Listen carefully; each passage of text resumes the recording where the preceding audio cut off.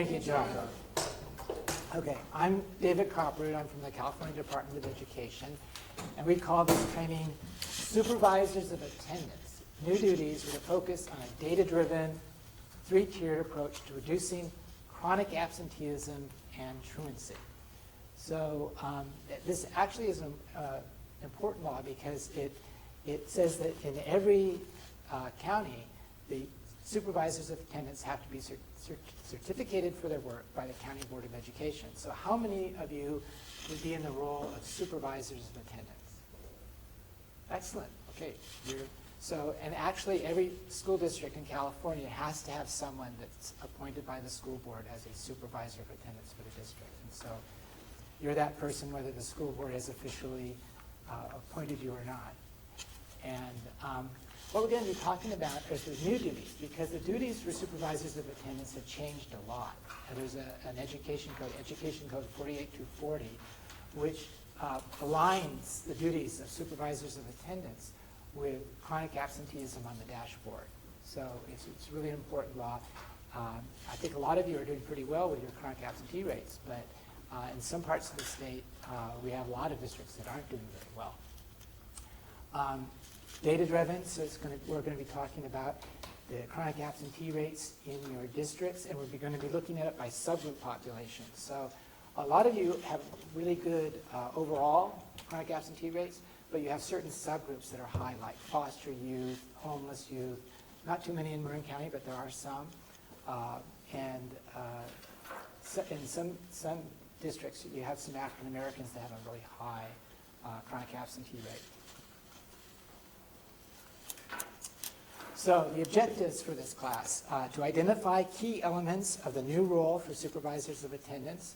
So you'll know this law actually defines what your duties are for your school district. We're going to identify the best practices for reducing chronic absentee rates and truancy rates. And we're going to incorporate positive parent messaging into existing systems of support which can help achieve local control and accountability plan or LCAP goals. How many of you know what your LCAP goals are for reducing chronic absenteeism in your district? You've got a sense? Because if you look at priority 5 in your LCAP, one of the metrics is chronic absenteeism. And in every district, you should have a goal for how much you're going to try to reduce your chronic absentee rate. If it's really good right now, it could even just be a maintenance goal. And then you're going to put down what your strategies are for achieving that goal in priority 5 of your LCAP. And you can also show whatever sources of funding are used to help you reach that goal. A lot of districts use their LCFF funding to reduce their chronic absentee rates, and some districts use Title I funding to reduce their chronic absentee rates because children in poverty tend to have a higher chronic absentee rate.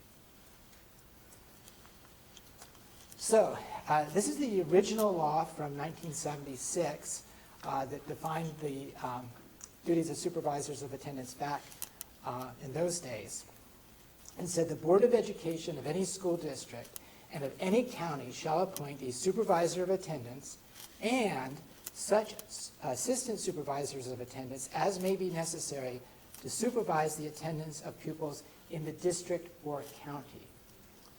So how many of you know who your assistant supervisors of attendance are? Do you have any assistants? People that are, okay. Because in every district, if your school board thinks you're large enough that you need assistants, your school board is to make sure that you have. So that's like our principal? Yes, your principals could be your assistant supervisors of attendance. Right. Right, and that's really appropriate, especially in elementary schools where K through 8 is going to be on the California dashboard. You will want your principals to be your assistant supervisors of attendance because they're going to be individually responsible for their school's chronic absentee rates. Mm-hmm.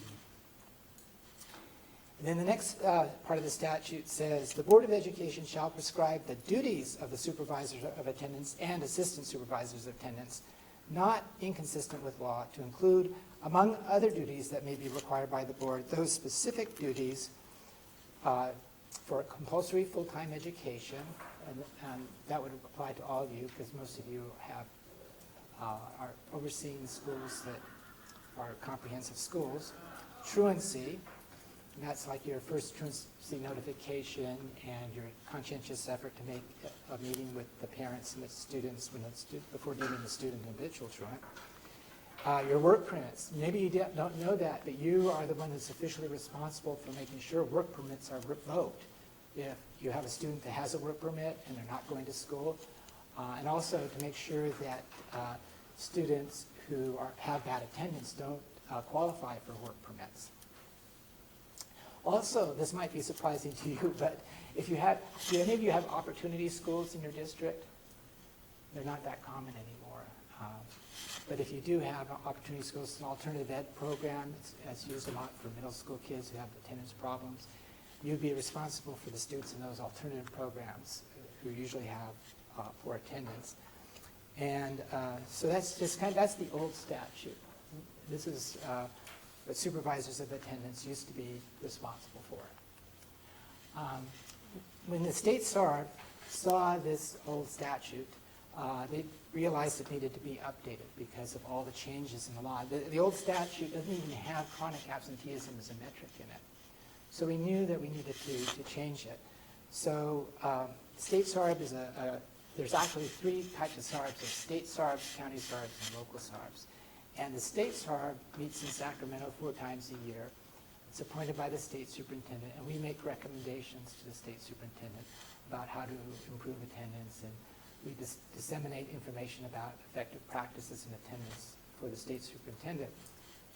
And we recommended an update to the district, to the duties of supervisors of attendance to reflect the shift from truancy rates to chronic absentee rates, because there's been that shift. It used to be supervisors of attendance were very concerned with the truancy rates in their schools and districts. That's taken second hand now to chronic absentee rates, because there was a philosophical shift in the way we looked at compulsory education. We said, it's, of course, unexcused absences are important, but we also have to look at excessive excused absences, because there's a lot of kids that are missing too much school, and it may be a health problem. It may be other reasons that need to be addressed. And so we put sort of preeminence on the chronic absentee rate over the truancy rate. And we also recommended that the new statute include ways to identify new data-driven strategies and best practices of attendance supervision.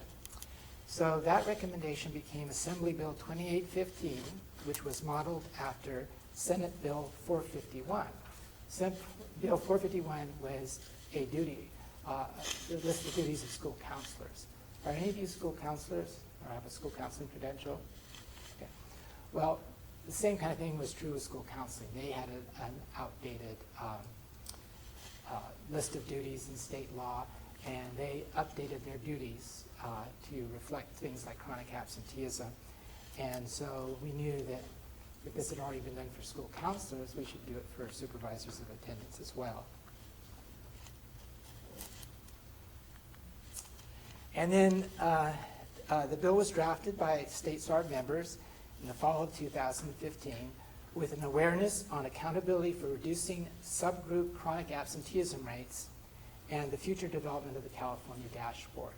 So what's happening with the dashboard right now is November, the state board is going to be deciding the cutoff scores. So they're going to be deciding what chronic absentee rate gets you a red on the California dashboard, what chronic absentee rate gives you a blue or a green.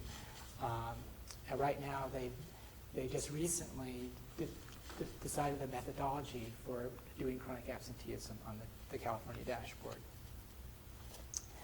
The bill was sponsored by Assembly Member Patrick O'Donnell, and this was his quote for supporting the bill. He said, "It is time to update the duties of attendance supervisors as facilitators of pupil attendance rather than simply enforcement officials," because the old statute was mostly just about enforcing the truancy laws. And he wanted to make this more about, a more comprehensive way of improving school attendance. And there's some other people that were key supporters of the bill. State Superintendent of Public Instruction, Tom Torlakson, who is my boss, really supported the bill. Also, California Attorney General Kamala Harris. She's now a U.S. senator, but at the time she was the Attorney General for California, and she had a real campaign to address truancy and chronic absenteeism, especially at the elementary level. And she started doing that in San Francisco when she was the DA for San Francisco. And when she became the Attorney General for the state, she really tried to promote that throughout the state. And she decided that she was going to do an annual report on truancy and chronic absenteeism and how it's being addressed at the elementary level. It was very successful. It had a lot of impact. And she also sponsored quite a few bills trying to update the way California was addressing truancy and chronic absenteeism. Only 2 of them passed, partly because the governor really strongly believes in local control, and he didn't want to pass some of her legislation because it was very prescriptive for what local school districts should be doing.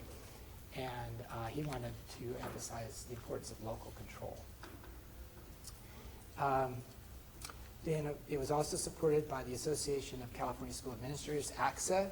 It was supported by the California Association of Supervisors of Child Welfare and Attendance, CASWA, and also Children Now supported the bill. And this is the statement that Tom Torlakson made in support of the bill in his letter. He says, while current law does recognize the importance of attendance supervisors, it does not include a focus on preventing truancy by improving school climate and analyzing chronic absence data to provide early identification of high-risk students for early intervention and access to appropriate school and community services. Attendance supervisors are key personnel in our effort to reduce truancy and chronic absenteeism and in establishing alternatives to out-of-school suspensions.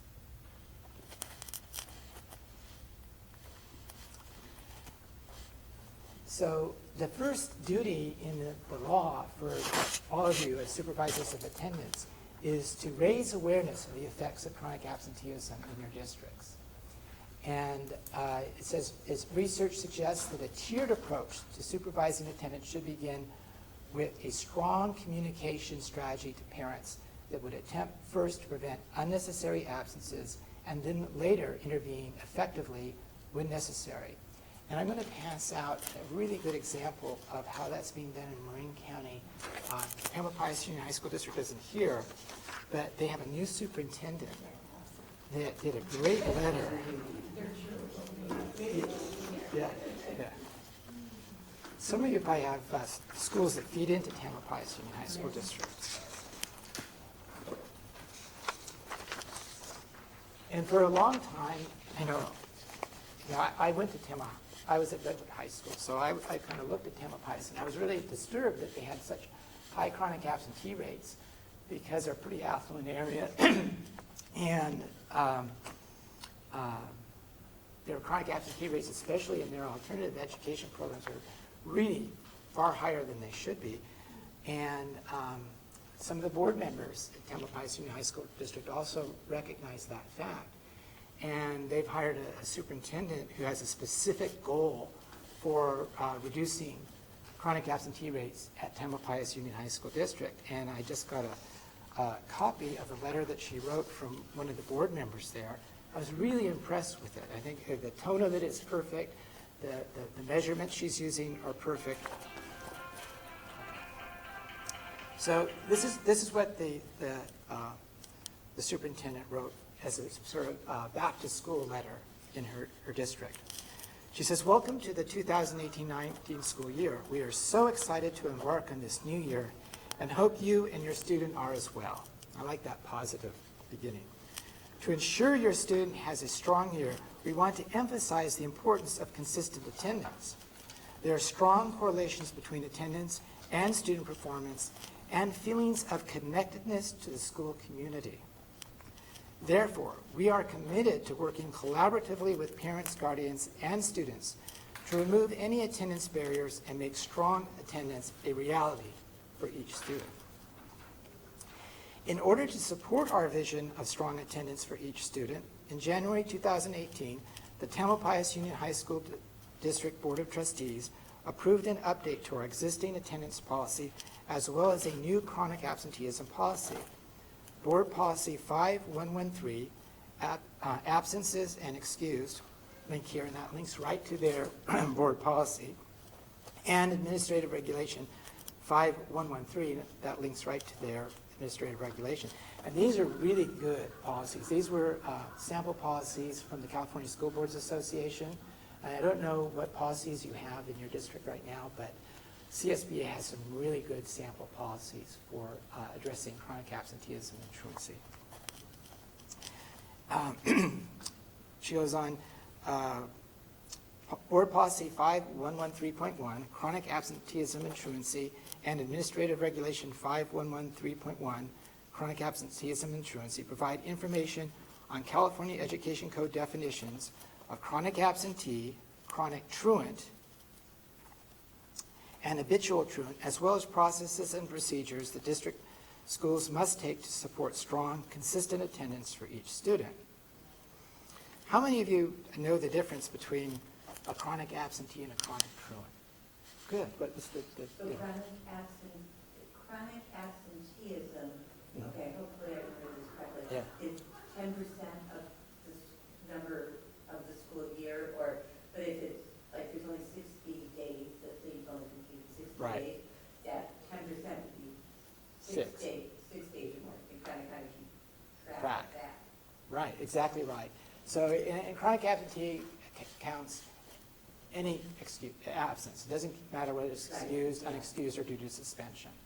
So, and you're exactly right, it's a rolling definition. So wherever you are in your school year, the days enrolled is the bottom of the fraction, and the days attended is the top of the fraction, in determining whether you have that 10% or not. And what the State Board of Education did just recently is it decided for the purposes of the dashboard, what they're going to do is take the students who've been enrolled a minimum of 31 instructional days in their count. So if you have a student at the beginning of the year who doesn't show up, they don't count as a chronic absentee. You have 31 days to find out, instructional days to find out if the student is still in your district. So that's the standard right now? That's the standard that got approved September 6th. So throughout a full year, a student would have to be attending or enrolled at least 31 days in order to show up on that Right. calculation. Right. So that's really important. So Yes. 31 days out of that work, and folks take a look at, run reports and figure out who's at 10% threshold right now. That's right. And at that point, we would intervene with an attendance improvement plan. Absolutely, absolutely. So 31 instructional days is really important. And if a student comes in later in the school year, it'll start then. So if you have kids that start the second week of school, they won't be counted as chronic absentees until they hit their 31. That's lumping everything in, correct? Truancy Right. and It's Right. absences, or excused, unexcused, And due to suspension. and suspension, Right. but not tardies. No, tardies don't count. For chronic absenteeism, they have to miss the whole day. Okay, so if they were there for first period or for or they're there even for last period, they get counted for apportionment purposes, and they're not counted as absent for the chronic absentee definition. Truancy is a little bit different because kids are counted as truant if they miss more than 30 minutes without a valid excuse. So you can have a lot of kids who are truants, but they're not chronic absentees. Particularly, we see that in middle school and high school, where a lot of kids are ditching periods. For the truancy definition, ditching periods counts, but for the chronic absentee definition, it doesn't count. So like with our, sometimes our kids that are McKinney Bento or Yeah. homeless, they may start with us, but they don't last 31 days. Right, and so they won't be chronic absentees. So they won't count in our calculation. Exactly. That's exactly right. So focus is full day absences, and then Right. truancy targets we deal with separately. That's a separate thing. So yeah, with the truancy, you're looking for violations of the compulsory attendance law, and there's certain things that you have to do for truancy, like you have to send out that notification to parents when students have 3 unexcused absences more than 30 minutes in one school year, they're a truant, and parents by law have to be notified. And you also have the law that says before deeming a student an habitual truant, you have to make a conscientious effort to hold a meeting with the parent and the child. And that's required under the compulsory attendance laws. Those are mandates that school districts actually have funding for. They actually get money for doing those mandates. Yeah, As far as truancy goes, yeah. if you have a child that's removed from school every Wednesday at 12 o'clock to go into the city to have Mhm. therapy, Yeah, that's true. that's true. That's true. So with that, on the third time, you'd have to notify the parent Right. that they're in violation of the compulsory attendance law, and the statute is really specific about all the things you have to notify the parent. And then if they continue to be truant, then there's a subsequent notice of truancy. And then the third notice is the one for habitual truancy. And that one should have an invitation to meet at the school with the SART team, or different schools do it differently. Some have a student success team, some have a school attendance review team. But there has to be a conscientious effort to have a meeting with the parent and child at that point. And once that conscientious effort is made, if it doesn't work, then the student becomes an habitual truant. And that's when the student is eligible to be referred to the SART. Because at that point, the school has exhausted its resources, the student is still having unexcused absences, and the case must be referred to the SART. In companies like this, that often comes up as a big area of conflict. Yeah. With parents who say, I can only take you at 12 o'clock in the city, every Wednesday. Yeah. And you say, no, that's... Yeah, and you could refer parents like that to the SART. And the SART can make directives to those parents, and if the parents continually and willfully fail to follow those directives, then by law you have to refer them to the DA. The DA in Marin County may not decide to take the case, but you did your part. You did your part. If you referred it to the DA, They mostly don't. they mostly don't. Yeah, yeah, because a lot of DAs, you know, their priorities are the more serious crimes, and a lot of DAs will say, you know, we don't have time for a lot of crime prevention in our, you know, we're so busy just handling the major crimes. Other counties, the DAs are much more proactive. In some counties, the DAs have a crime prevention unit, and they will work very closely with the schools on truancy issues to prevent future crime. That's what Kamala Harris recommended when she was Attorney General. Orange County is very proactive. Yes. Always work there. Yes. Orange County, Riverside County, San Bernardino County are really very active in crime prevention. But it, you know, DAs are elected officials and they're all different. So Yeah. my one, I guess, is the confusion. So I get the tardy 30, I mean, I get the tardy 30 minutes. Yeah. I apologize. Yeah. Power it off and hope. But, sorry, I have a robo timer, so I keep letting them come on and Yeah. block them, but it hasn't helped.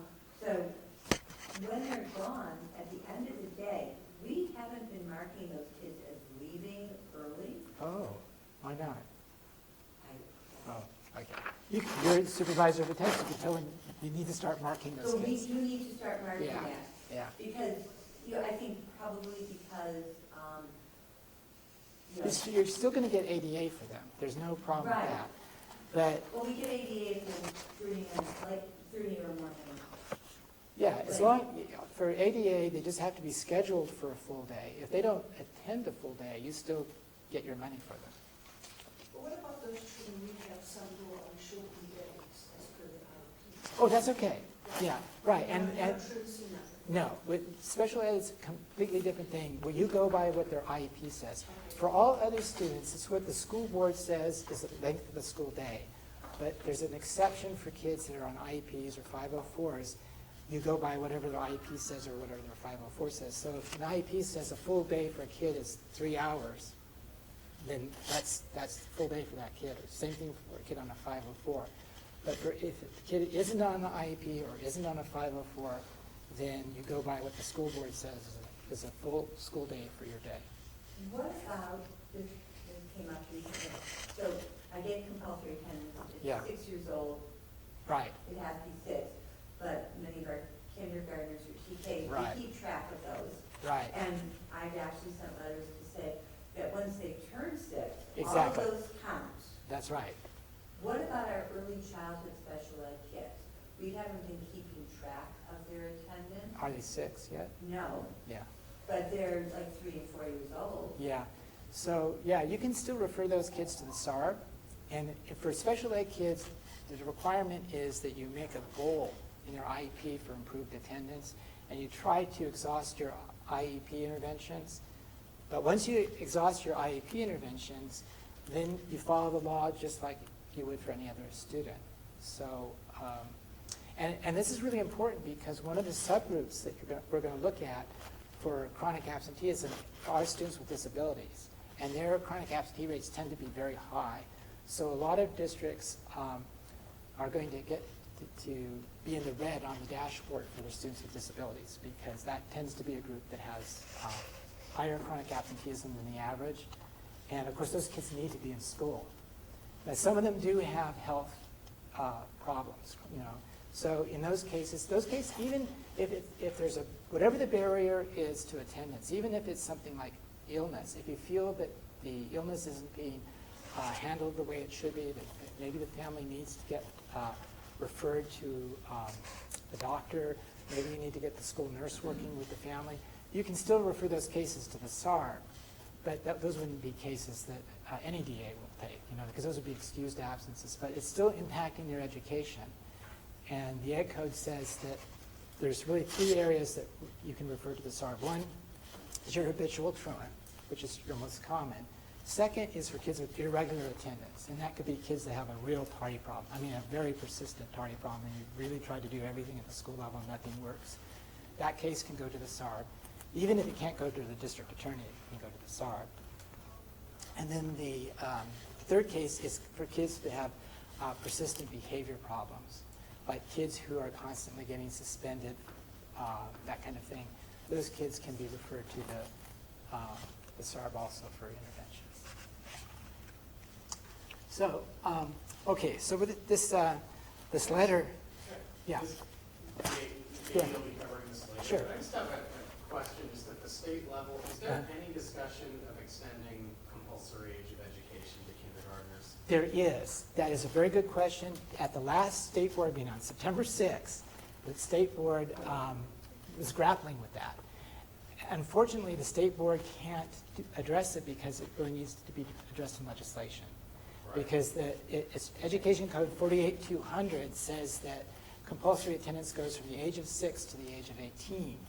And there's been several campaigns to get that changed. Delane Easton was the last person who tried to get it changed. And at the time, the Department of Finance determined that if compulsory attendance was started with the first day of kindergarten, no matter what the age, that it would cost the state millions of dollars in improved attendance and improved average daily attendance. So at that time, there was a recession going on, and so they felt that the state couldn't afford the cost of improved kindergarten attendance. Yeah, I know. That bill didn't go through, even though Delane Easton really supported it. But if you're 6 years old and you're attending kindergarten, it's compulsory. And it's compulsory. Or if you turn 6 during the year. Right, now it's compulsory, as soon as you hit your 6th birthday. But our chronic absentee rates in the elementary spike in TK, now it's we have TK as well. Right. In kindergartens, and we're being told, you know, we're being cited that data that kids who are chronically absent in kindergarten. Right. In first grade, Yeah. they're only 17% likely to be reading at grade level by the end of third grade. That's right. So it just It's a doesn't real feel problem. right to me. It isn't right, and the state board recognized that at the board meeting, and they're very concerned about the high rates of chronic absenteeism in kindergarten, and part of the explanation for why it's so high in kindergarten is that it's not compulsory for the kids who aren't 6 yet. So, And parents know that, so they. Yeah. It's that, Yeah. and I also think a lot of kindergartens are still short days. that's right. And it's incredibly challenging for parents who are living at or below the poverty line to Right. send their kids to kindergarten for 4 hours and then have to Right. manage life Can around we that. make it Right. 4 years old? Because I'd say thousands of dollars a year. Right. I know, I always think it's short-sighted when you're worried about increasing average daily attendance, because the benefits of increasing average daily attendance are so great, especially for little kids, 5-year-olds, 4-year-olds. I think it's foolish to worry about the increased costs, but sometimes costs become an overriding factor politically, and they don't want that to see that. Right now, we're in a relatively good time for education, so maybe this is the time proposal to make chronic absenteeism start with the first day of kindergarten. Maybe something like that could happen this next legislative session. So right to our legislators. Yes, write to your legislators, because they could do that. They could modify 48-200 and change the time that compulsory attendance starts in California, because it is a big problem. But kindergarten isn't compulsory. Only when you're 6. Right. Yeah, so and parents know that, and it is a problem. And I think the state board recognizes that. Now we just need to get the legislature to realize that. And they could make the changes. There's been several bills in the past that have tried to do it, and none of them have even come close. But, times change. And since there's more accountability for chronic absenteeism, and since districts are being held accountable for the chronic absenteeism of kindergartners, maybe now is the time that legislation could go through. So, and then I think I didn't get to the last part of the Tamma Pius letter. She says, the most significant change to district policy is the addition of chronic absentee tracking and intervention. Per California State Board of Education, a student who misses 10% or more of the school days in a school year for any reason is deemed a chronic absentee. For this reason, excused absences are included in the accumulated absence count. For purposes of TUHSD, a student who misses 18 days or more, or 18 class periods for any one class in a school year, is considered chronically absent. So she's going beyond the state standard there.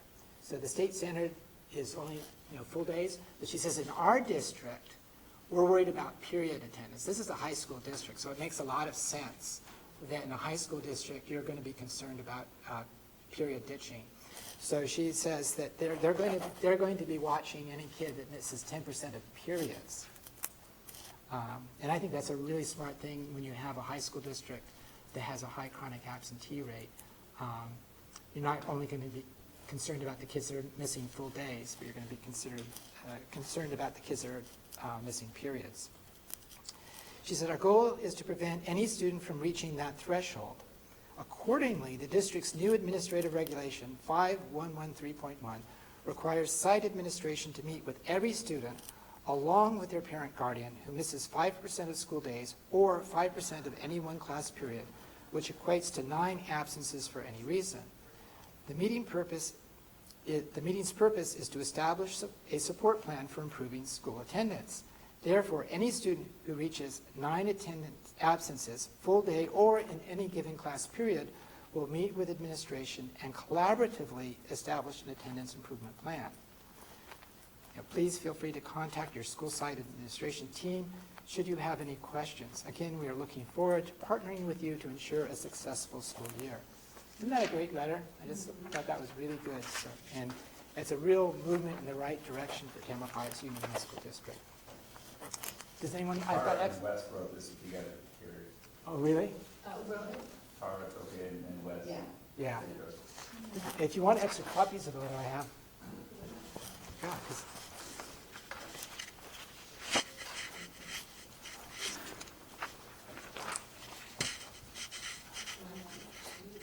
oh, yeah, absolutely. I sent this out on our listserv from CDE in case anyone, because they gave me permission to. They said they are proud of this letter. And I think they should be. And I think this is really going to do a good job of addressing the problem in Tamma Pius. Okay.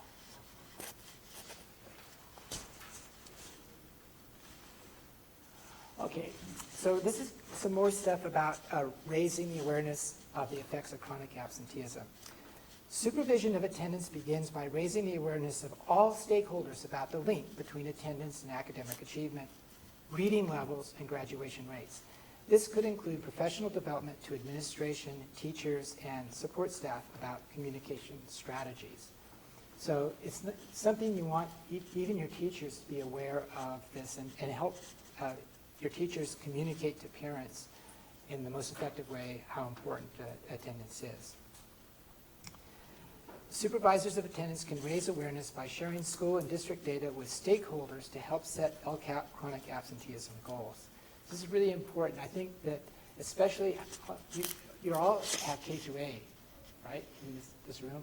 Since that's going to be on the dashboard and there's going to be a lot of accountability for that, it's important to get that information out to your stakeholders so that when there's a meeting to determine what's in your priority 5 of your LCAP, you can be using real data to make your goals and strategies, and you can make goals for specific subgroups of kids who are disproportionately chronically absent. Another point about raising the awareness of the effects of chronic absenteeism. Supervisors may provide professional development to administrators, teachers, and support staff on strategies for communication with parents, guardians, and caregivers of chronic absentees and habitual truants. Attendance Works has great PowerPoints, videos, banners, and other materials available for free. So how many of you used any of the Attendance Works stuff? You have? Yeah, in Severfell? Great. And you have too? Great, because it's free, it's easy. They've done a lot of work to have. So much on there. Yeah. You know, go down all these different rabbit holes. Right. In a good way, I mean. Yeah, you know, because they have like videos that you can use for back to school night. They have that are really good. They have where they're interviewing parents. They have banners. They have all sorts of catchy slogans and decals, certificates. It's a wealth of resources. We actually did, when I was in Southern California, we used a lot of it. We had kind of a pre-start thing where what we ended up doing is bringing together, because the principal didn't have time to meet with every family. Right. We brought them all together, parents, kids in the evening, and showed them the videos. And they developed their plan right there together. Oh, great. We called it Group Attendance Information Meeting, a game meeting. And did you invite all parents or just the ones that were having trouble? The ones that were having trouble. Oh, good. We would open it up to all, Right. but specifically, and Right. with your students. Right. Oh, excellent. So that way, principals didn't have to meet with Every single one. every student. Yeah, because you'd have too many. Right. Yeah. It was just faster. Yeah. That's a good idea. And then they realized they weren't alone. True. That's another good thing about doing a group meeting is that they can all say, hey, we're not the only ones. We're not shamed. You know, there's a bunch of us. Okay. So this is getting into the actual statute for the supervisors of attendance. It's Education Code Section 48240. And it says, it is the intent of the legislature that in performing his or her duties, the supervisor of attendance promotes a culture of attendance and establishes a system to accurately track pupil attendance in order to achieve all the following. And this is the first one that we've been talking about. Raise the awareness of school personnel, parents, guardians, caregivers, community partners, and local businesses of the effects of chronic absenteeism and truancy and other challenges associated with poor attendance. So that's the first of your duties as supervisors of attendance. And it goes on, there's actually 5 major duties. The second one is to identify and respond to grade level or pupil subgroup patterns of chronic absenteeism or truancy. We'll talk about that a little bit more later. Grade level would be like you have the high chronic absentee rate in your kindergarten. The pupil subgroups are not just the racial ethnic subgroups, but also the program subgroups like foster youth and homeless and English learners, children in poverty. The third duty is identify and address factors contributing to chronic absenteeism and habitual truancy, including suspension and expulsion. So are a lot of your districts using PBIS or restorative practices, things like that? Yeah, and in your district, I'm sure you would with high school kids, middle school kids. Yeah, Yes. So which one do you use, PBIS or restorative practices? Both. Both, good, Yeah, excellent. I've all been trained with Yeah. PBIS through Santa Clara County Office of Uh-huh. Ed. And then, right now, we have a really structured restorative practices program at our middle school. Uh-huh. We're hoping that it takes there and we can expand it to our high schools. Excellent. Those programs are proven to reduce chronic absenteeism because they reduce the number of kids getting suspended. And that's a good thing. That's actually one of your duties as a supervisor of attendance is to see if there's an excessive amount of suspension in your district. And if there is, make a recommendation on how to respond to that. The fourth is ensure that pupils with attendance problems are identified as early as possible to provide applicable support services and interventions. This is a really important time of the year for that because you have a lot of kids that don't show up at the beginning of the school year, and you don't want to disenroll them prematurely without finding out if they're still in the district or not. And the state has been sending out notices to CalPADS coordinators telling them, don't disenroll kids just because they don't show up on the first day of school. Have the supervisor of attendance find out if they're still there. You've got the 31 days, so there isn't a huge problem. You should be able to find out in 31 instructional days if this student is really a student in your district or if he's just someone that you expected to come that didn't come. And with the guidance from CDE to CalPADS coordinators is don't disenroll kids that may be in your district until they've gone through the SARB process.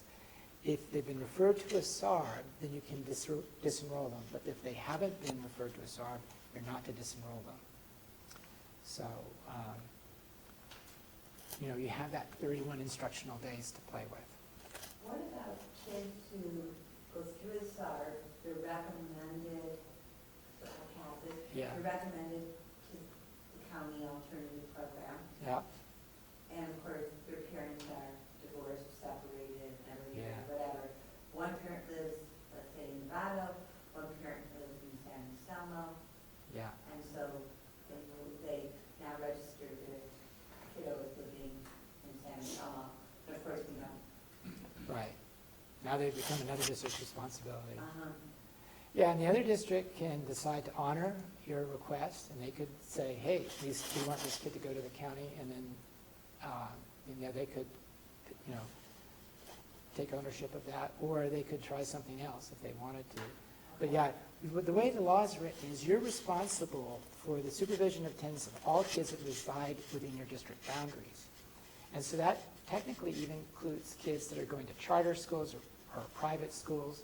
If you find out they're not going to school, but you're to take action on that. Now, if they're going to a charter school, and it's an independent charter school, they're supposed to let you know if they disenroll a kid who's not attending, so you can take it out. Some are not good about following that law, but it is a requirement that they're to notify you of any students that they disenroll because of bad attendance. They have to notify the school District.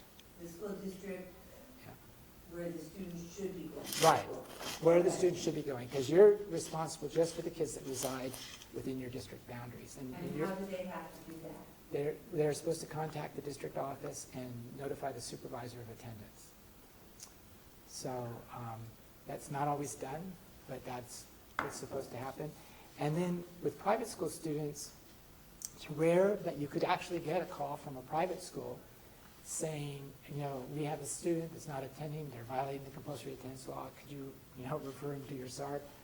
Very rare does that happen, because most those parents are paying tuition, and it's unlikely that they would let their kid not go to school, but it could happen, and technically you would be responsible for getting that kid back to school. And at the SARB meeting, you would basically say to the student, listen, we don't care if you go to the private school or you go to the public school, but you have to go to school. There's no option of you being exempt from any education at all. Okay, and so the last duty in the Ed Code for supervisors of attendance is to evaluate the effectiveness of strategies implemented to reduce chronic absenteeism rates and truancy rates. And so you would be the person in your district, if they were saying, well, is our LCAP strategy working? You would be the person that would be expected to have an answer to that. So you should be looking at whatever your LCAP strategies are for reducing chronic absenteeism or truancy and see if they're working. Are they going down? And of course, for grades K through 8, that will be in the California dashboard, where the cutoffs are going to be decided in November, and the cutoffs are going to be based not only on what the chronic absentee rate is overall and for each subgroup at each school and in the district, it's also going to be based on whether you're improving or not from the previous year. So you get credit, even if you have a higher rate of chronic absenteeism, if you're improving. That'll affect what color you get. Now, we don't know exactly what the cutoffs are yet because the state board hasn't decided, but that will be decided in November. David, can I ask you a question? Yeah. What do you do in the event of inter-district transfers? Oh, yeah. When you have a kid who might be from another district, Right. who's chronic absent, do we refer to the district of residence or do we send Send district them of Yeah. activities? Yeah. So, Send them back. right, you can send it back because they're only yours temporarily. That can revoke that. Yeah. Right. If they're on a regular inter-district transfer, But it's special ed. oh, special ed's harder. Special ed Yeah. class with an inter-district transfer. Right. So if it's a special education kid, there is a tweak in that you have to do a manifestation determination. And if the kid isn't responsible for the bad attendance because of their disability, like they've got some impulsive disorder and or school phobia or something like that, then you can't revoke their transfer because they're not responsible for their own behavior. They have it's part of their disability. But if they are, then you can revoke their transfer and they go back. Yes. Now there's an exception to that under the Allen Bill. And the Allen Bill says that if the parent works, is employed in your district, once you accept them, then they're yours forever, and you have to treat them like they reside in the district. Yeah, so there's that. If you accept them under the Allen Bill. Right, if you accept them under the Allen Bill, then they're yours forever, and you can't. Right, right. So that's something to be mindful of. Do any of you take parents on the Allen Bill? Not anymore. Okay, so you don't have to worry about that. So if you took a student under the Allen Bill and the parent switched jobs, moved somewhere. Oh, okay, if they switch jobs, now it's out. Yeah, if they switch jobs and they're not working in your district anymore, now the Allen Bill doesn't apply. So you're out. But if the parent is still working in your district, then you have to treat that kid as a resident. Yeah, so no matter what they do, you can't revoke their transfer. Ross Valley doesn't take employees' kids anymore? We take our employees' kids, but we don't make them do it under an Allen Bill. But we don't take people who reside, who work within our geographic boundaries. No, right. Right. So, but we do take our employees' kids if we have room and we don't have to create a new program. Right. But aren't they then automatically Allen Bill? They would be Allen Bill. Yeah. So they'd be yours forever, Yeah. unless they don't work in your district anymore. Okay. So the next section of the statute talks about the different types of support services and interventions used by supervisors of attendance. So these are all the different kinds of referrals that you can make for a student that has persistent attendance problem or behavior problem. And it says the supervisor of attendance may provide support services and interventions which may include but are not limited to any of the following. And the first is a conference between the school principal, the pupil's parent or guardian, and the pupil. So that's what you normally do for a student who's going to be deemed an habitual truant. 2, promoting co-curricular and extracurricular activities that increase pupil connectedness to school, such as tutoring, mentoring, the arts, service learning, or athletics. So this is be a typical example where you have the student athlete who's got bad attendance, and you could say, John, we really want you to excel in sports, but if you don't attend your regular classes, we're going to have to curtail your sports activities. But we really want you to be successful. And this is where you get to contact the coach and say, Coach, you need to get on this kid, to start coming to all his classes because this is a real problem. And most coaches will cooperate with that. They will, work with the student to at least have them attend their classes. Then the next one is recognizing pupils who achieve excellent attendance or demonstrate significant improvement in attendance. And this is where you get all these different awards programs. You can have lotteries for prizes for kids who've had perfect attendance or improved attendance.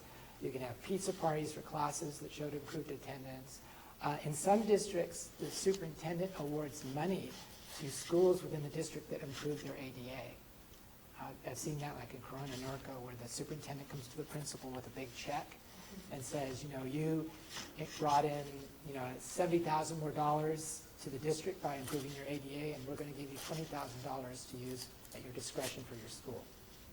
And then the principal can use that for more awards or ceremonies or field trips or whatever they want. Okay. Then the other kind of referral that an attendance supervisor can make is referral to a school nurse, a school counselor, a school psychologist, a school social worker, or other pupil support personnel for case management and counseling. So how many of you do that? Ever with school nurses, if a kid has a health problem, or mental health or physical health? School counselor, school psychologist. Do any of you have school social workers in your district? No, you don't. Yeah, you may not need them as much here as you do in some districts. How about support personnel who are not certificated? Do you have like outreach consultants? Some districts are hiring people to do home visits and things like that. They're not school social workers, but they do that. Yes. Yeah. We work with SRO. Okay, school resource officer. Sits on our SAR board, and in some cases goes out, in many cases goes out and does home visits to students and families who we've been unable to otherwise connect with. Yeah, excellent. It's been effective. Yeah, that's a good strategy. No, it's now Corporal Piombo. Yeah. And you can do memos of agreement where like half the salary comes from the school district and half the salary comes from the police department. I don't know if you do that, but sometimes there's, no. And sometimes there's grants and things like that, although there are not as many in California as are in other states.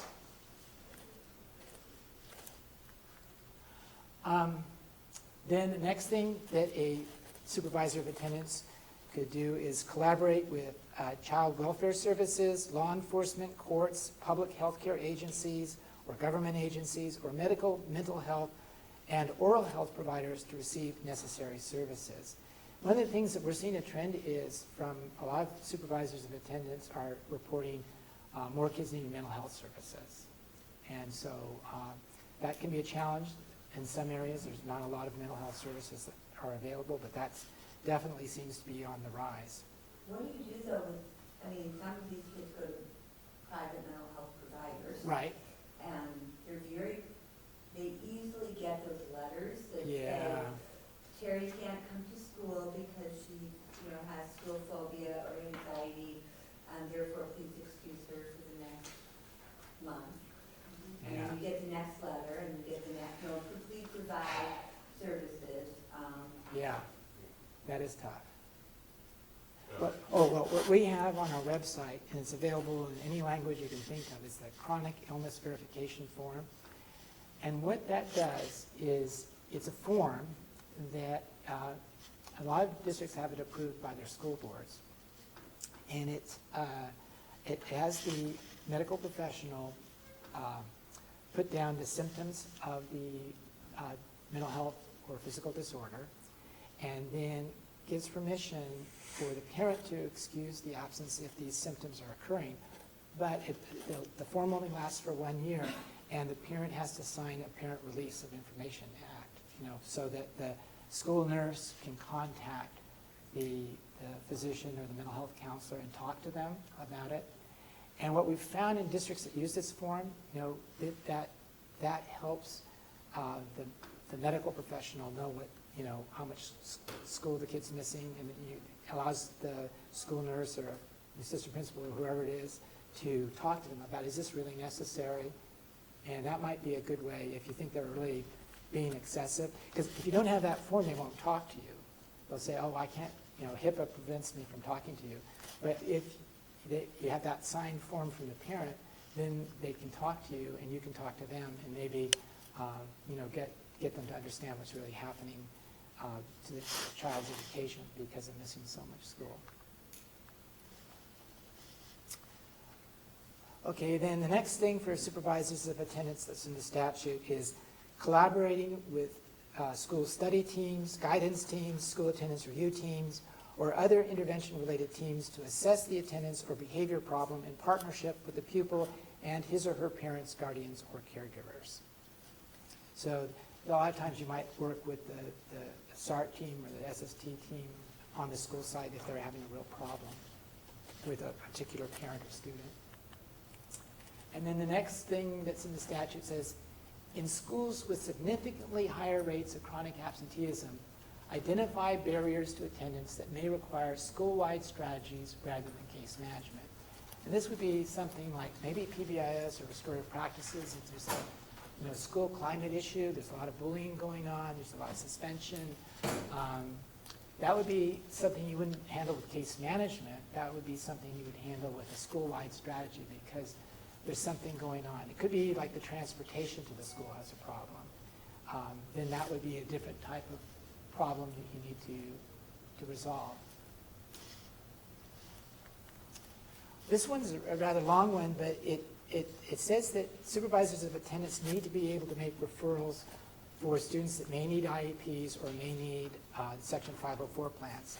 So it says referral for a comprehensive psychosocial or psychoeducational assessment, including for the purposes of creating an individualized educational program for an individual with exceptional needs, as that term is defined in Section 56026, or plan adopted for a qualified handicapped person, as that term is defined in regulations promulgated by the United States Department of Education pursuant to Section 504 of the Federal Rehabilitation Act of 1073. So that can happen. You can have a kid that's missing school because of exceptional needs or physical handicap, and then you would make that the proper referral. Referral to a school attendance review board established by the county or by a school district pursuant to Section 48321, or to the probation department pursuant to Section 48263. Do you have any probation department referrals? Are you doing that in Marin County? Probably not. Probation departments used to get more money to handle referrals from school districts, but they don't anymore. So I think that one's kind of died away. But of course, referrals to SARBs makes a lot of sense. Then 10, referral to a truancy mediation program operated by the county district attorney or probation officer pursuant to Section 48260.6.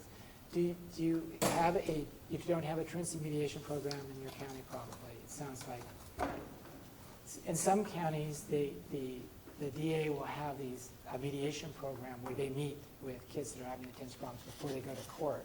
And they try to get the kids connected with different services. And they tell the students, and the families, if this mediation doesn't work, then we're going to go to court. But that varies a lot from county to county. My understanding, like with our county, is that Cassandra Edwards is now sitting on the SAR board, and she's an attorney with the DA's office. And she mentioned at the last law enforcement meeting that she's putting together a new program for chronic truants to help support them. Oh, good. Where they go before judge and do a bunch of different things. Okay, so it's going to be... She's really trying to put some meat behind things when we take kids to the county SAR board. Oh, so you take kids to the county SAR. So you can do your own. That's one, we can do our own or you can do a county. Good. So you get the option. Mm-hmm. Oh, that's great. Okay, so that's a lot of counties work like that, where they and usually what happens in counties that do that, they'll take referrals from the smaller districts, and then the bigger districts do their own. Is that how you do it in Marin County? Like for San Rafael, you do your own? Correct. And then, but for the smaller districts, they would go through the county We do SAR. our own, but then our next step, we say, Okay. so we do the start, our own. Right. And then if not, we will send to the county. The county SAR. Great, okay. So that is, I do like that system. I think it works really well in a lot of counties, that have a county SARB that has cases. In some of the really big counties like Orange County, it would be too much because they have such a large population. So the districts have to do their own SARBs, but the county provides technical assistance. Okay. In September 2016, the State Board of Education approved a new evaluation rubric for holding schools and districts accountable for the 8 state priorities identified in the local control funding formula, including chronic absenteeism rates in priority 5. In September 2018, the State Board approved the methodology for counting chronic absentees in grades K through 8 who were enrolled for at least 31 instructional days in the California dashboard. So the big discussion at the State Board meeting was, why aren't we doing this for high school kids? Why is it only K through 8? And so it may change. In the future, they may decide to put 9 through 12 on the California dashboard. But the reason they didn't do that was that they said, we don't want to have a lopsided number of indicators at the high school level. We already have high school graduation rate. We already have this career college readiness indicator for high schools. And let's kind of balance it out by giving chronic absenteeism just through K through 8. But one of the things that came out at the board meeting was that 43 states that are using chronic absenteeism use it as a K-12 indicator. So in California, choosing to do K through 8, we're really in the minority. There's like only 3 other states that did that in their SS state plan. So there was some real interest by the State Board that eventually they may modify the California dashboard and our state ESSA plan to go K through 12 but on the dashboard. But right now, in your high schools, will still be they're still responsible for chronic absenteeism in priority 5, but it'll still be in their state report card, but it just won't be on the dashboard. Okay, equity as a funding principle for supervisors of attendance. So DataQuest is where you can go to find out your chronic absentee rates. And DataQuest chronic absentee rates show that all student, racial, ethnic groups, and program subgroups do not need the same support when it comes to reducing chronic absentee rates. American Indian, African American, and Pacific Islander subgroups need more support, as well as foster youth, homeless youth, and students with disabilities. Making sure all student subgroups have access to school requires an increased level of support to specific subgroups.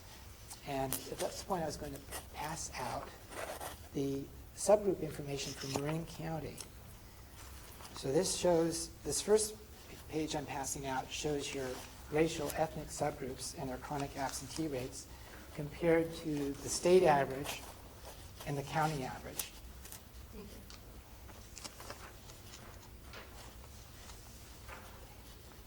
And so this is something that you'll be wanting to look at, and this is something that will be reflected on the dashboard and in DataQuest for all grade levels. And the next report I copied is also from Marin County, and this is for your other subgroups that aren't racial or ethnic. These are the English learners, foster youth, homeless youth, migrant education, socioeconomically disadvantaged, and students with disabilities. So it has their chronic absentee rates. And you can this is for Marin. This is for Marin County. You can look it up for your school, your own school district, and also for each of the schools in your school district too.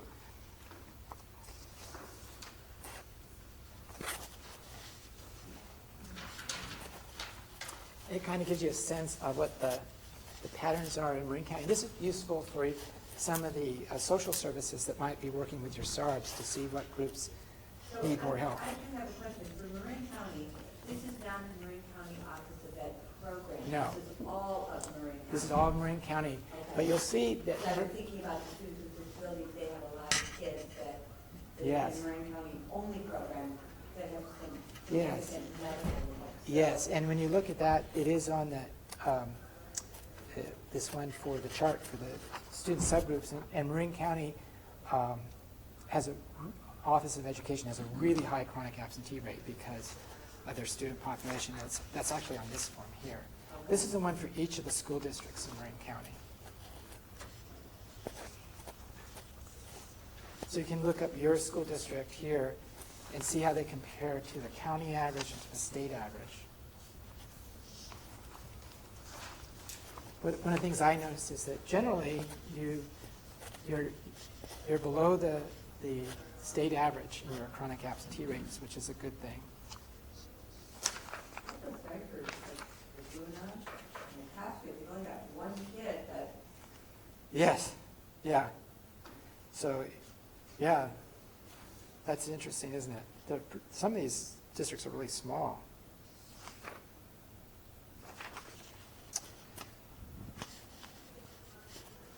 So the chronic absenteeism count uses the kids who are over, for example, for instance, in 25 kids, Right, have 10 or more absences, right, 10%. 10% of days enrolled. 10% of the youth. Yeah. and this would be at the end of. This was at the end of the 2016-17 school year. And so right now, they're working with the 2017-2018 data, and they're going to have that, they simulated that data to figure out the methodology for calculating chronic absenteeism in the dashboard. That's when they came up with using the 31 instructional days.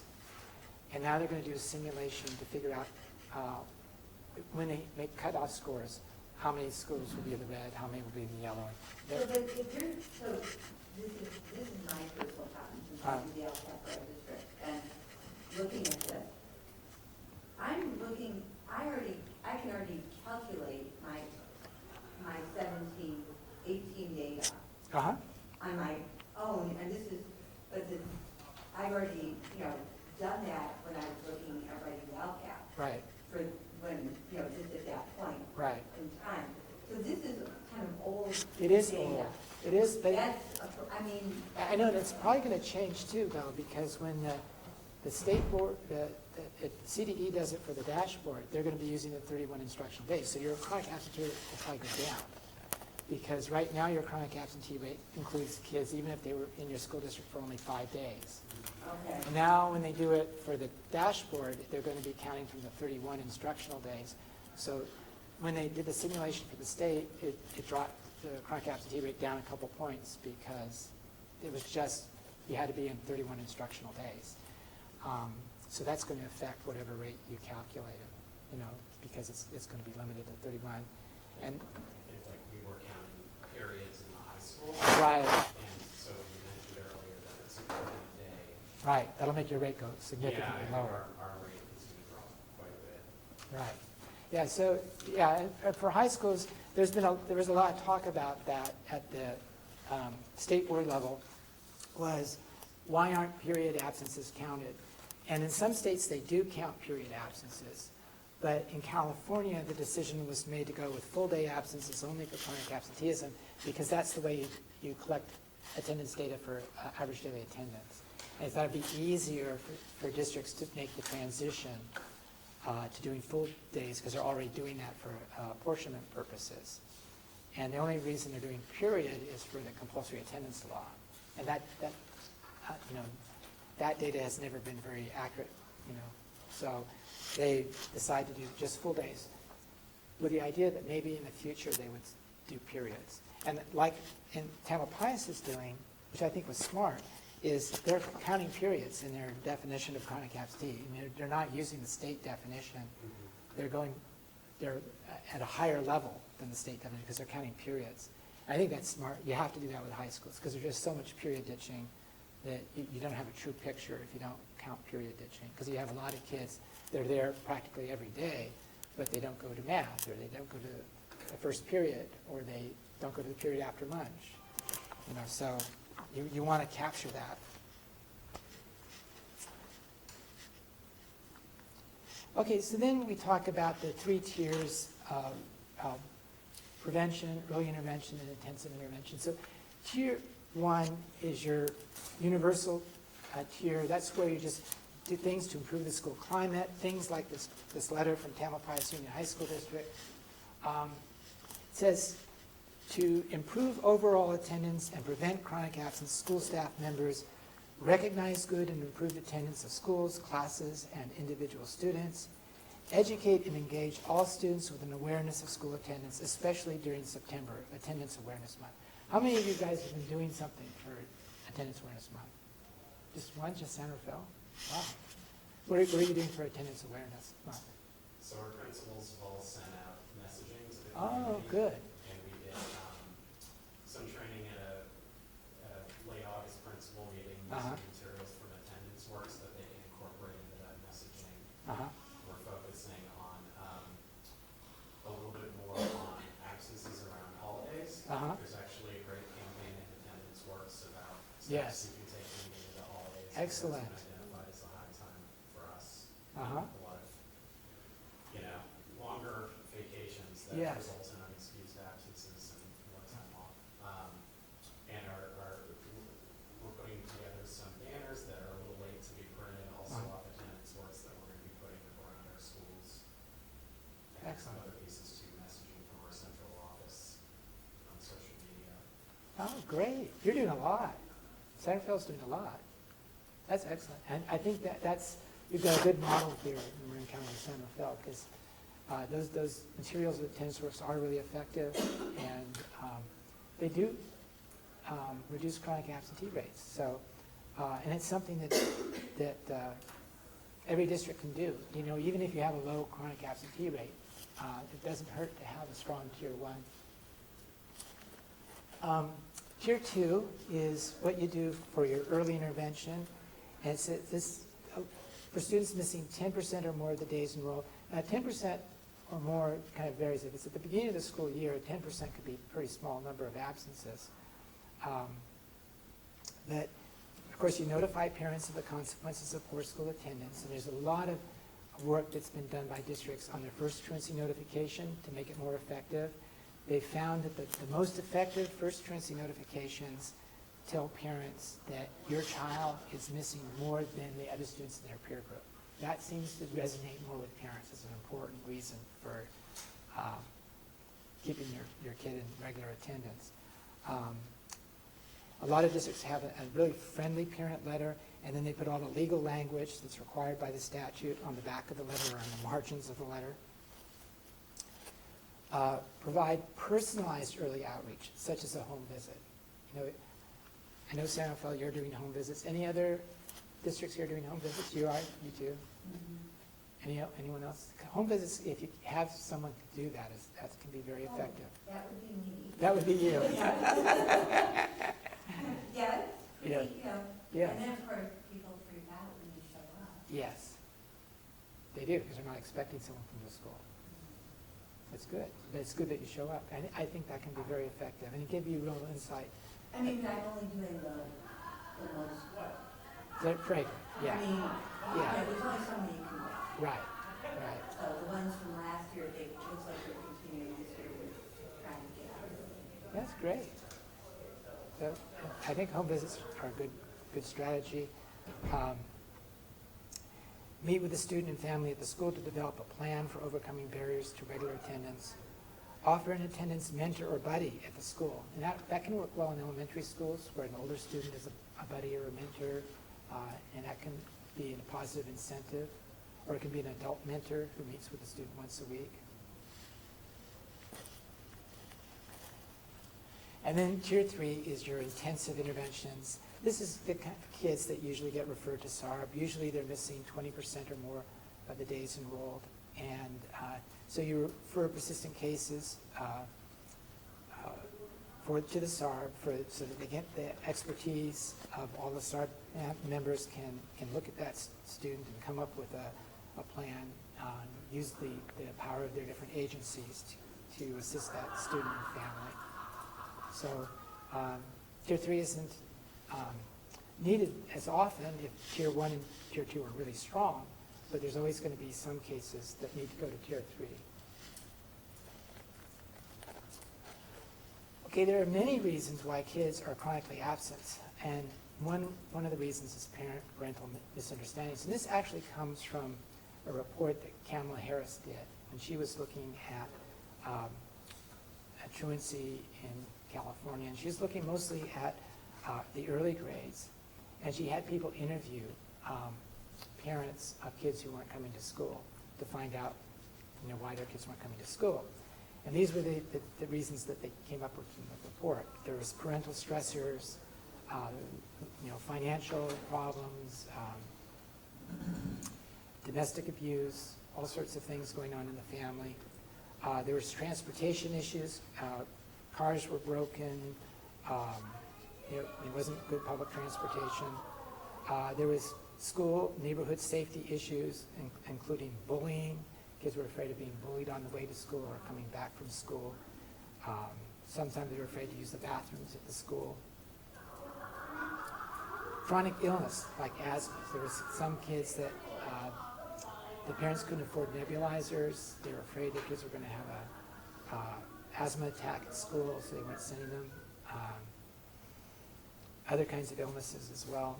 Sibling effects, where there was an older sibling in the family that wasn't going to school, and then the younger siblings start not going to. And then parental misunderstandings. And the reason that's bolded was that was the one that the Attorney General felt that the schools could address the best, was parental misunderstandings. And they really found a huge percentage of these parents had misunderstandings about the importance of school attendance, especially with their younger kids and the kids in kindergarten. So these are examples of misunderstandings they found with the parents. A lot of the parents said that the early grades are not as important as the higher grades. They quoted a lot of parents as saying, well, when my kid gets to high school, then I'm going to make them come to school. But right now it's only elementary school, or it's only kindergarten, so it's not so important. A lot of the parents said, well, no, I'm not worried about my student will catch up. Other parents said, only consecutive absences have a negative impact. Like, my kid goes every week, they're just missing a couple of days a week. They didn't seem to realize how much impact that would have. A lot of the parents told the investigators that the absences were fine as long as they signed off on them. I know where my kid is, so I don't know why the school's so concerned about it. And then some of them said, well, it's just a legal compliance issue. I'm not concerned about it because, it's a law that it doesn't really affect my kid. So the report said that these misunderstandings by parents have consequences. And so they talked a lot about how you can talk to parents who have these misunderstandings and reset their baselines of understanding. An example is, my child can easily make up for a missed day by completing a homework packet or makeup assignment. And then the school could address that by saying, there's some things learned in school that cannot be made up at home, really stressing that. Because some of the parents thought, oh, well, my kid will get a homework packet. What's the difference? Another one was, most of my child's classmates are absent at least as much as my child. And when they investigated it, they found out that parents that were saying that were inaccurate, that their child was missing much more than the average child, and they just thought that their child was average. Way to address that is saying missing just 2 days per month puts your child on track to having far more absences than average. And then also the DA's, the Attorney General's report talked about the need to make long-term consequences more concrete to the parents.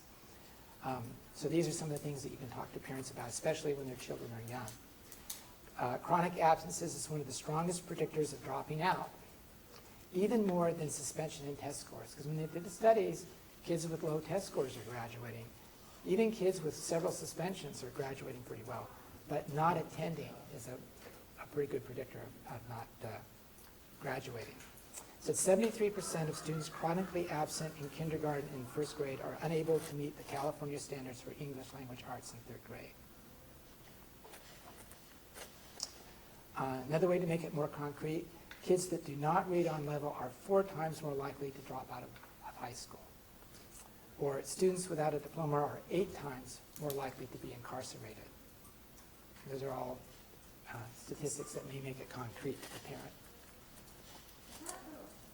That's not the little graphic. Oh, that little graphic is from the Attorney General's office, and you can't really read it very well there on the screen, but that's the data from the graphic that I put up in the big print.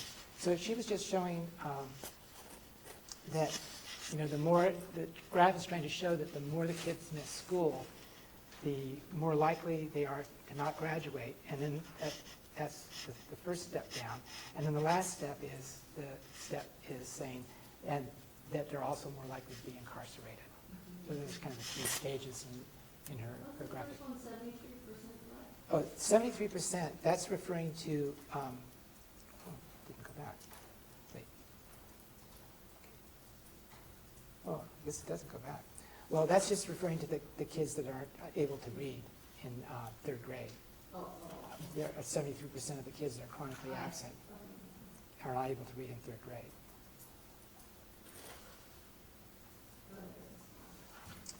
Okay. Let's see. It's interesting. Let's see if it goes like this. Oh, it's because I'm not using this. Okay. Some of the schools inadvertently reinforce some negative behaviors. School behaviors that reinforce absenteeism.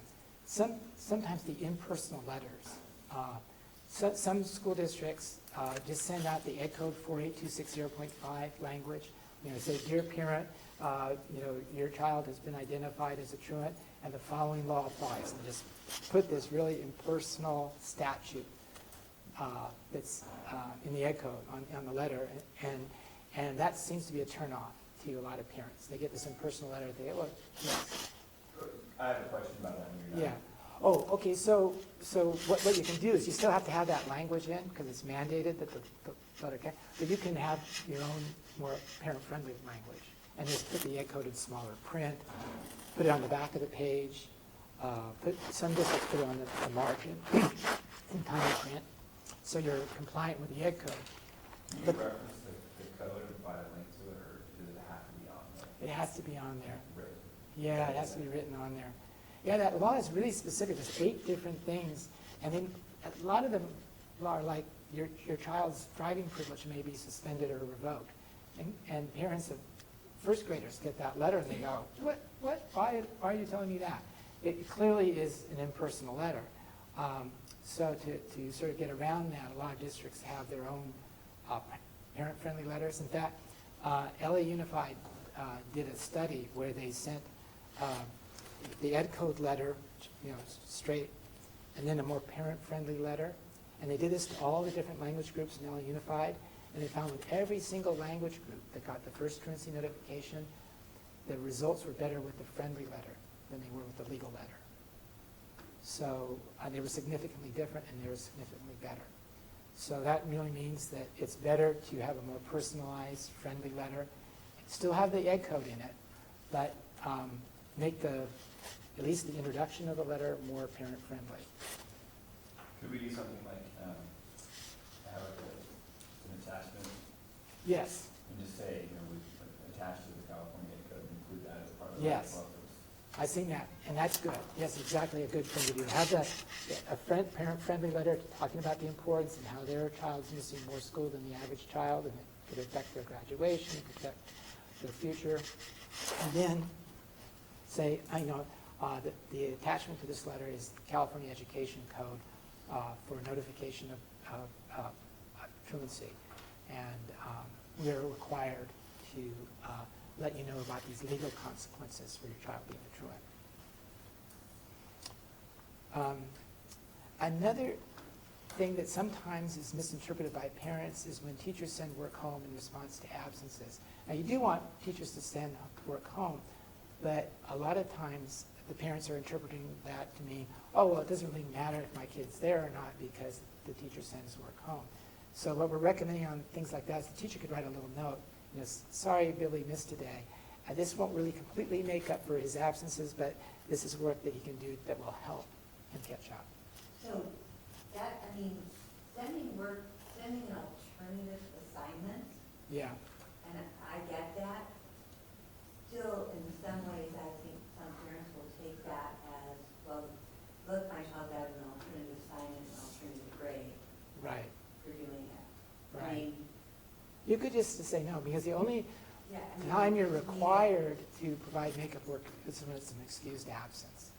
So if you want to tell your teachers, you don't have to do it when it's a truancy. That's legally true, because the Ed Code is really specific. If it says that if a child misses school for an excused reason, the teachers are required to provide makeup work. But if a child misses school due to truancy, it's optional. It's up to the teacher. So you could let your teachers know that, and then if they don't want to provide makeup work for truancy, they don't have to. But a suspension is considered. Yeah, for that purposes, you consider suspension. Suspensions are really a third category, and that's the way we're collecting them at CDE. We have excused absences, unexcused absences, and suspensions. You do want to provide makeup work for suspensions because the student can't come to school even if he wants to. But it's the problem with suspensions is that some teachers, and I understand this, some teachers don't want to give work for suspensions, especially if the act happened in their class. They feel like, this kid deserves to miss their instruction because of what they did. So, for example, we have in our school district, and like most in Marin, we have 14 days of illness is what you can have account as excused without a doctor's note. Right. And then beyond 14 days, you need to have a doctor's note. So, like at day 15 without a doctor's note, we can legally tell the teachers at this point, stop giving them work because we don't have a note, we have nothing documented, the parents are just calling them in. You absolutely can do that. And that's based off our board policy. It's based off your board policy, yeah, because the California Code of Regulations says every school board has to make a method for the verification of absences due to illness. So it means the school board gets to decide how many days go by until you require verification of a doctor. And they can actually, the regulation allows that you could have verification by an attending supervisor too. But every school board gets to decide who has the authority to verify an absence due to illness. But the regulation does not allow that person to be a parent. So, it can be a doctor, it could be a public health nurse, it could be a supervisor of attendance, it can be a principal, but it can't be the parent once the student has exceeded whatever the board has set as the number of days that can go on without verification. Yeah, and board policies do verify that. It's kind of good though that if in the same county everyone's on the same page, because what you don't want is too much inconsistency, and for parents to say, well, in that school district they allow me to have 15 days, but in your school they're allowing me to have 10 days. How come is that? Well, you can tell them, well, that's what the school board decided was a maximum number of days you could go without verification. Another thing that the study found was that teachers do not address absenteeism issue with the parent. And that was, a lot of teachers would talk to parents about grades, but would not connect absenteeism with the grades. And they said it's really important, like at back to school nights and things like that, that the teachers emphasize the importance of attendance. Other issue, in some cases, the parents said they didn't feel their child was safe in school. Typically, that had to do with bullying. And then there were, the another thing they found is that in some classes, there was high levels of absenteeism, and that might be partly due to the teacher. But there seems to be an effect that once you have a certain number of kids absent from the teacher's class, then it gets even bigger. Because the other kids see the other kids missing that class, and it gets worse.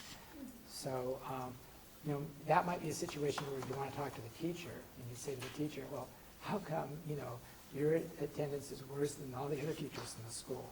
What's going on,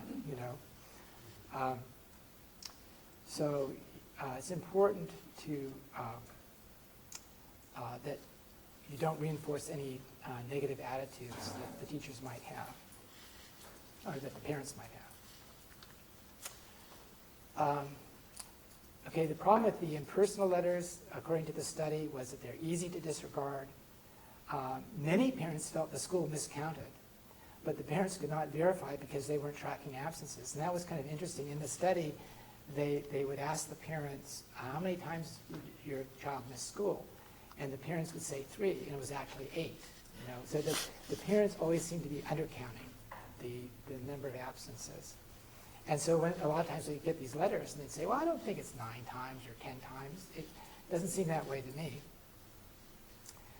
And then many parents felt that the schools did not understand them. You know, they talked about jobs that were interfering with them getting the kids to school, and a lot of hardships they were going through, and they felt the impersonal letters only proved that the school district didn't understand their situation.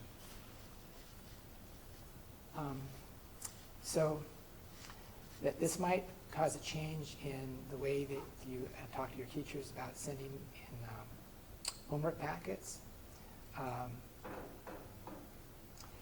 One of the things that in the study they said most parents reported that they regularly communicated with their children's teacher, but never about absences. So they got more input about academics and assignments, but not about attendance. Okay, this next part, I want to talk a little bit about the Model School Attendance Review Board Recognition Program. How many of you are familiar with the Model Star Recognition Program? Oh, good, you do. So, Senator Feller, have you ever thought of applying for Model Star Recognition? Not too, I mean, Yeah. not anytime soon going on, but, Yeah. but I've looked at the application on the site, Uh-huh. kind of pulled certain things from it to use as kind of benchmarks for what we're trying to do. Uh-huh. So maybe at some point. Okay. And particularly? Not we did for Ross Valley. Oh, Grass Valley. Yeah. Oh, Ross Valley. Yeah. Ross Valley. Yeah. Ross Valley. No, I've never, I mean, in another district, we thought about applying there, but it's a lot of work to apply, so I use It it is. as a resource as well, just what somebody else doing in my work. Right, right. Yeah, we have never gotten a Model Star application from Marin County. So, and the thing about it too is that I think a lot of good stuff is happening in Marin County because your chronic absentee rates are low. But it may be that we're getting more applications from districts where they have huge challenges, you know, and so they're the ones that are working the hardest because their baseline is more difficult. But I really would encourage, and I'm the person who will help you, you know, if you do apply, you can call me, I can talk to you. One of the things that we've seen is that there's also a lot more Model Stars in Southern California than there are in Northern California.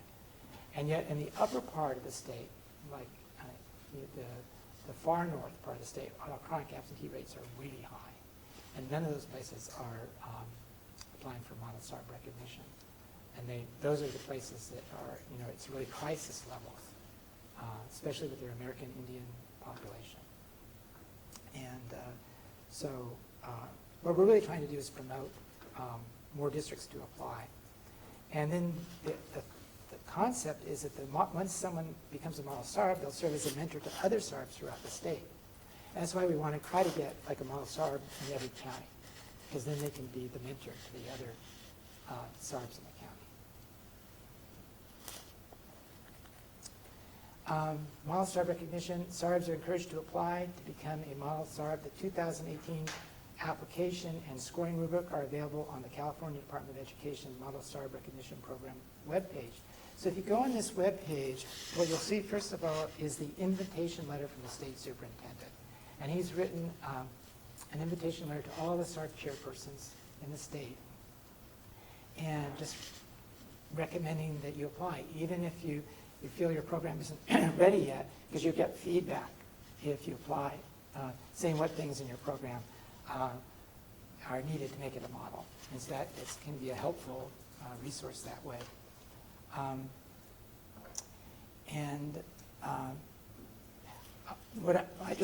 think what you did is the right thing to do. Go to the website, check it out. Also, we reduced the number of pages required in the application. Yeah, so because we were worried about people saying this application is too long. So what we did is we just took the major content areas where you have to look at your subgroup population, you have to look at the qualifications of your members, and you have to talk about what your strategies are at Tier 1, Tier 2, and Tier 3. And then you pick one other content area to write about, and you get a script. So originally when we did the Model Star application, you had to address all the different content areas, and now we reduced it. And then the final part of the application is getting 3 letters of support for your SARB. And that can be like a parent that's gone through your SARB process, or an agency that works with your SARB process, a school principal that works with your SARB process. Try to get a diversity of people to provide those 3 letters of support for your SARB. And it is a bit of work still, but it's not as much work as it used to be. Okay, and so this is coming to the certificate that you're going to be receiving today, and I will make sure that everyone gets one of these. Legislators adopted a licensing law to ensure that districts with 1,000 or more students would have to appoint qualified supervisors of attendance. And this is actually Education Code Section 4245. It states, in any district or districts with an average daily attendance of 1,000 or more school children. Do any of you have less than 1,000? No, okay, so you're all required to have one. And so according to the annual report of the last preceding school year, no district supervisor attendant shall be appointed unless he, and this shows you how old it was, this is 1977, it should be saying he or she has been lawfully certificated for the work by the County Board of Education. And so I've got your certificates. We'll have a little award ceremony.